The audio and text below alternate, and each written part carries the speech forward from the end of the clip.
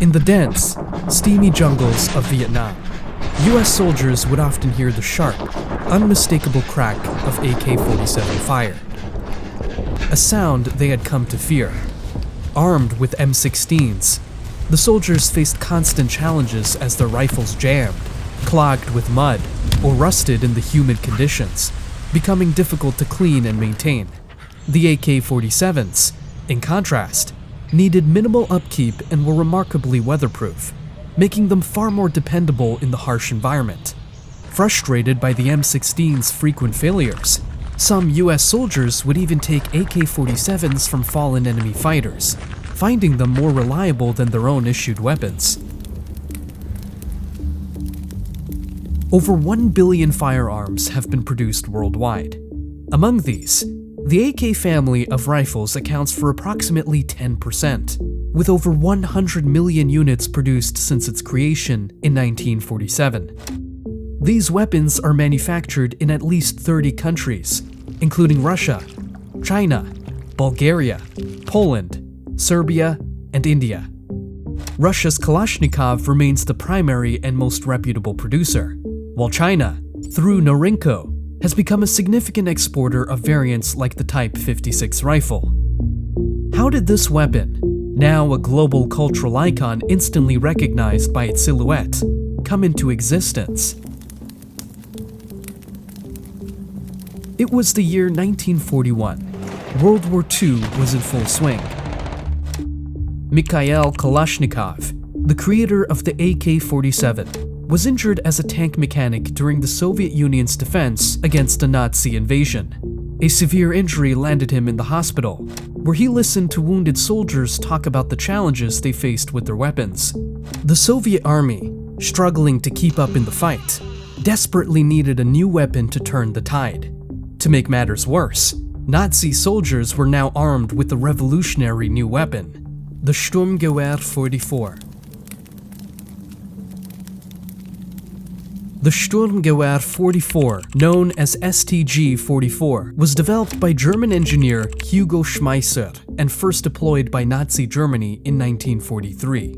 Designed to provide a middle ground between a rifle's long-range accuracy and a submachine gun's rapid-fire capability, it used an intermediate 7.92 by 33mm Kurz cartridge, which was revolutionary at the time. This allowed soldiers to fire effectively at medium ranges with controllable recoil in automatic mode.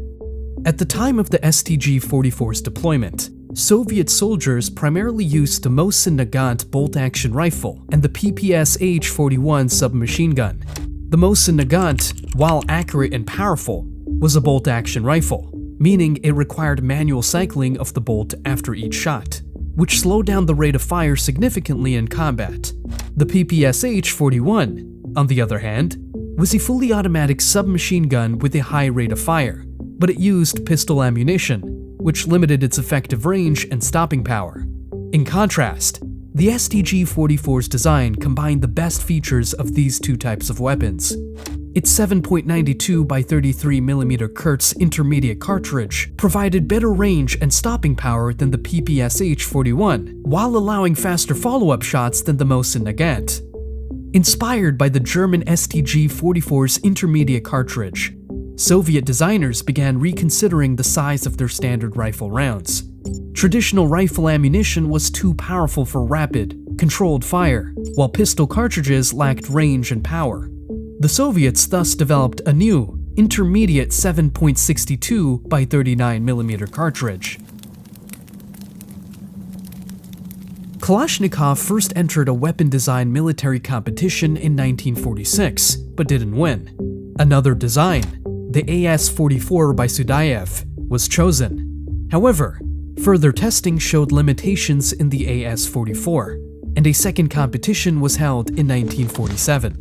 This time, Kalashnikov's rifle prototype emerged as the winner due to its simplicity, durability, and suitability for mass production. Kalashnikov's winning design, the Avtomat Kalashnikova Model 1947, became the Soviet Union's standard-issue rifle. It was revolutionary not only for the performance, but also for its simplicity and ruggedness. The rifle was composed of only 8 major parts, making it easy to disassemble, clean, and reassemble, even in field conditions. Kalashnikov focused less on manufacturing precision or high-quality materials, and more on designing a weapon that could be cheaply produced and easily replaced. The philosophy behind the AK-47 wasn't about creating a perfect, high-quality rifle, but rather a reliable, expendable one. Beginning in the 1950s, the Soviets supplied AK-47s to allies and revolutionary movements across Africa, Asia, and Latin America. By arming groups in places like Cuba, Vietnam, and various African nations, the USSR aimed to fuel resistance against Western-aligned governments and promote the spread of socialism. The AK-47 became the ideal weapon for guerrilla warfare in harsh and remote environments. During the Soviet-Afghan War, the AK-47 played a central role on both sides of the conflict. While the Soviets initially supplied these rifles to their forces, many AK-47s ended up in the hands of the Mujahideen, the Afghan resistance fighters. The United States, intent on countering Soviet influence, covertly provided the Mujahideen with AK-47s and ammunition, often sourced from captured Soviet stockpiles or purchased from other countries that used the rifle. In Afghanistan's rugged terrain, the AK-47 proved indispensable.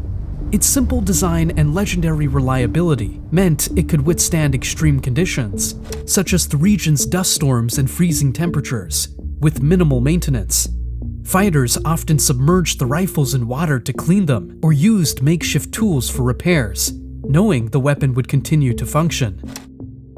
In the US-Afghanistan War, the AK-47 remained the weapon of choice for Taliban and insurgent forces. Many rifles were leftovers from the Soviet conflict or sourced from local arms markets.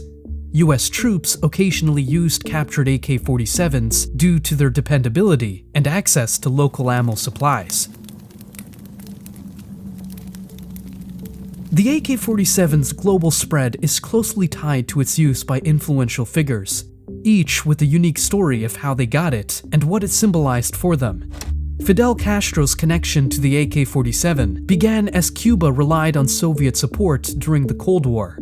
Osama bin Laden received his compact AKS-74U as a gift, where the weapon became a symbol of his role in the Mujahideen's fight and later served as a powerful propaganda tool in his militant campaigns. Saddam Hussein and Muammar Gaddafi both had gold-plated AK-47s, flashy displays of their authoritarian power and personal wealth. Saddam's golden rifles were found by US forces after his fall. Che Guevara carried an AK-47 supplied by Soviet allies as he tried to start revolutions in Latin America and Africa. Over time, the AK series developed to include models like the AKM, a lighter version with simpler stamped metal parts, and later the AK-74, which used a smaller, high-speed 5.45 by 39mm bullet for better control in automatic fire. These upgrades made the AK platform one of the most popular and long-lasting assault rifle designs in military history. Mikhail Kalashnikov, the inventor of the AK-47, was initially proud of his creation as a tool to defend his country, but in his later years, he struggled with its unintended consequences. While he consistently argued that its misuse in global violence was the fault of politicians, not the weapon's design, he expressed deep spiritual anguish in a 2013 letter to the Russian Orthodox Church. In the letter, he questioned whether he was morally responsible for the deaths caused by his rifle, writing, "My spiritual pain is unbearable. I keep having the same unsolved question. If my rifle claimed people's lives, then can it be that I, a Christian and an Orthodox believer, was to blame for their deaths? The longer I live, the more this question drills itself into my brain, and the more I wonder why the Lord allowed man to have the devilish desires of envy, greed, and aggression."